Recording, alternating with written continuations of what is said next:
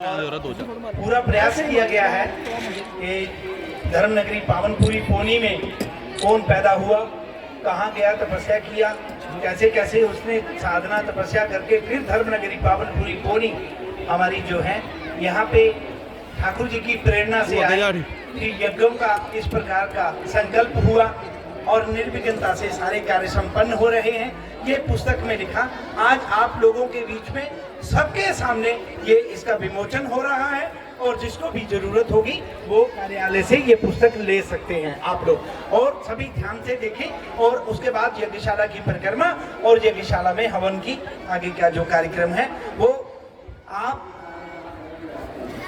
के बारे में मैं क्या बोलूं, सभी लोग तो नहीं जानते होंगे, लेकिन मैं बता रहा हूं कि ये पूरे भारतवर्ष के बहुत बड़े पत्रकार हमारे नारद जी के नाम से विख्यात हैं।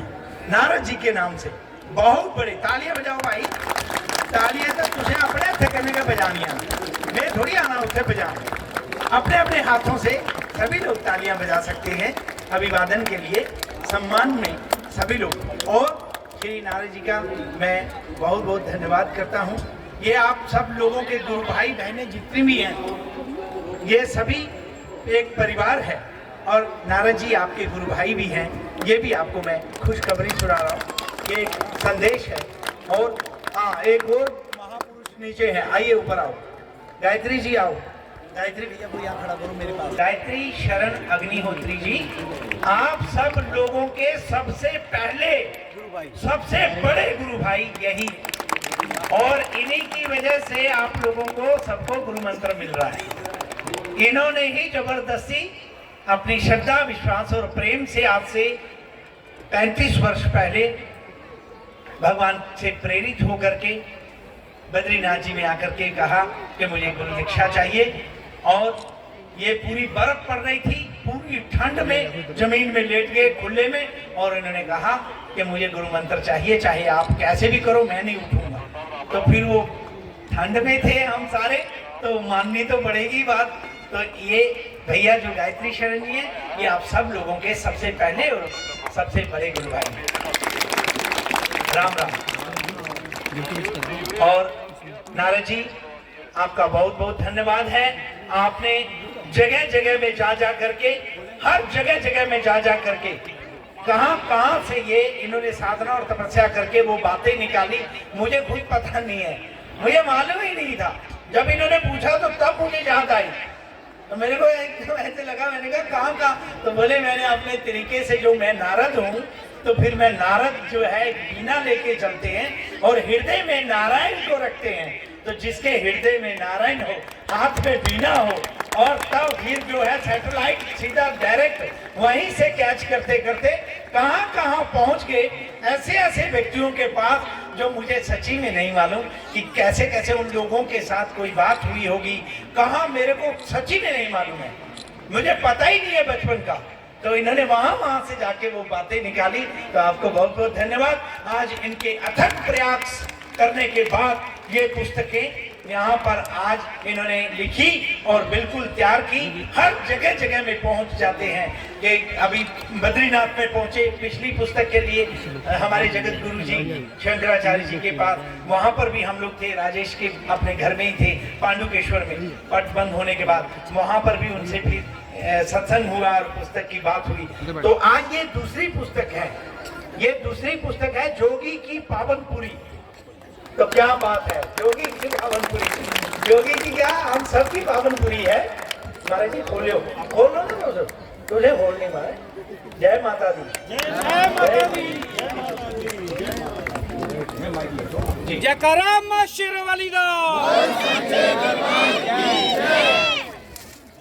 संत श्री बाल जोगेश्वर दास जी महाराज की, पावनपुरी वाली की। मैं पूज्य श्री के चरणों में विलय होने की स्थिति में अपने आप को पाता हूँ, और मैं याचना करता हूँ कि उसमें विलय करें और विसर्जन तक ले जाएं, ऐसी कामना है। और आज मुझे सबसे पहले एक बात कहनी है, मैंने कभी कुछ नहीं लिखा। इसके पहले एक किताब आई थी, पिछली बार यहाँ उसका विमोचन हुआ था, गवर्नर साहब जब आए थे, उसका नाम था योगी का योगी का पुनर्जन्म। और उस कार्यक्रम में जो भी मैंने महसूस किया था पूरे 11 दिन के अंदर, वो इस पुस्तक में मैंने लिखा, योगी की पावनपुरी।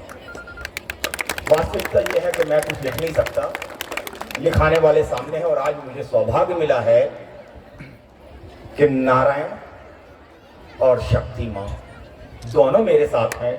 मैं दोनों को प्रणाम करता हूं।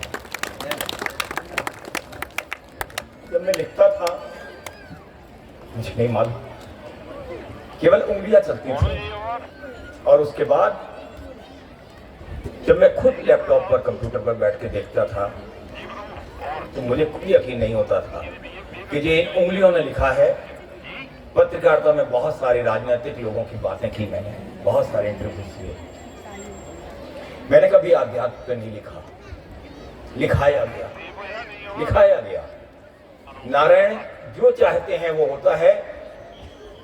नारद को तो निमित्त मात्र बना दिया जाता है, इच्छा नारायण की होती है। आज तो नारायण और शक्ति, ब्रह्म और शक्ति दोनों यहाँ हैं। हम सब सौभाग्यशाली हैं। जोरदार तालियां बजाइए एक बार, जहां नारायण और मां लक्ष्मी दोनों एक साथ हों, उससे बड़ा सौभाग्य क्या होगा। और आज का ये विमोचन किसी भी बड़ी विमोचन से बहुत बड़ा है, बहुत विशाल है, बहुत दिव्य है, बहुत भव्य है। और ये किंचित सा एक छोटा सा मानव शरीर जो लिख पाया, वो लिखा, मुझे खुद नहीं मालूम। पिछली बार का जो दृष्टांत था, इसी जगह का दृष्टांत है। पहली किताब के विमोचन के लिए आया था, महाराज जी ने गवर्नर साहब के लिए माइक थमा दिया, वो भी दायित्व की पूर्ति की।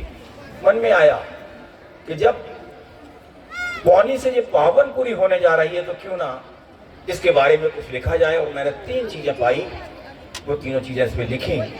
और उसमें यह भी लिखा कि कैसे जब किसी धरती का, किसी व्यक्ति का, किसी जीव का पाप उद्धार हो जाता है तो उसके क्या संकेत मिलते हैं, वो लिखने की कोशिश की। और इस पावनपुरी में, इस पौनी से पावनपुरी कैसे बदल गई। ये युगल भाई हमारे साथ हैं, इन्होंने बहुत सारी चीजें घुमाई।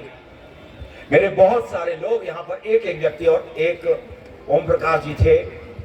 आज मैं बड़े श्रद्धा के साथ उनको नमन करता हूँ। आज वो हमारे बीच में नहीं है। उन्होंने मुझे जो बताया, रोते रोते बताया, वो वीडियो मेरे पास है। हमको युगल भाई ने कहा कि उनसे पूछिए, सबसे वृद्ध है यहाँ का इतिहास। और यहाँ का इतिहास जब उनने पवन नाथ जी से लेकर के सारा इतिहास बताया, और मैंने जाके देखा तो नारदेव जी को भी प्रणाम किया, यहाँ के क्षेत्रपाल जी को भी प्रणाम किया। और एक एक जगह जा करके उन स्थानों को मैंने इतिहास संकलित करने की कोशिश की। मैंने नहीं लिखा। जो गलतियां हों वो इस काया की गलतियां हों, जो अमृत है वो प्रभु का अमृत है। मुझे साक्षात्कार मिले हैं। इसके आगे बोलो यज्ञ नारायण भगवान, बोलो बद्री विशाल भगवान की, यज्ञ नारायण भगवान की। इनका कहना है कि मेरे वो जो लिखा वो मैंने नहीं लिखा। बात सही है, बहुत सारी बातें होती हैं ऐसा जीवन में, ऐसा हो जाता है। लेकिन खैर परमात्मा की कृपा इन पे हुई और वो निर्विघ्नता से कार्य संपन्न हुआ। और वास्तव में आप लोगों को जिनको भी चाहिए होगी वहां कार्यालय से ले सकते हैं। बोलो यज्ञ नारायण भगवान की जय। अभी यज्ञ नारायण भगवान की जय तो बोल रहे हैं, अंदर चलिए यज्ञशाला में चलिए। और